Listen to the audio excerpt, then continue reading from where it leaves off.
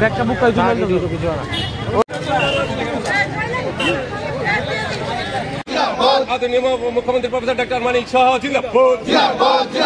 8 নং টাউন বর্দলী মণ্ডল সকলে জানি যে এবারে 2025-এর 26-এর যে অর্থবর্ষ তাতে আমাদের ভারতবর্ষের যশস্বী প্রধানমন্ত্রী নরেন্দ্র মোদীজির নেতৃত্বে জনকল্যাণমুখী বাজেট পেশ করা হয়েছে এবং এই জনকল্যাণমুখী বাজেটের জন্য আমরা নরেন্দ্র মোদীজির নেতৃত্বাধীন সকল আমাদের কেন্দ্রীয় সরকারের যারা রয়েছেন প্রত্যেককে আমরা কেন্দ্রীয় সরকারকে আমরা ধন্যবাদ জ্ঞাপন করছি।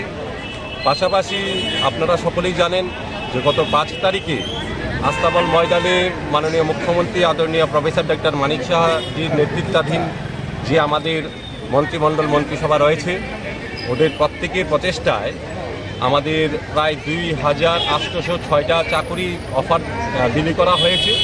তাই আমরা আদরণীয় আমাদের মুখ্যমন্ত্রী প্রফেসর ডক্টর মানিক সাহাজি সহ সকল মন্ত্রিসভার আমাদের যারা মন্ত্রীগণরা রয়েছেন আমাদের ত্রিপুরা সরকারকেও আমরা ধন্যবাদ জ্ঞাপন করছি।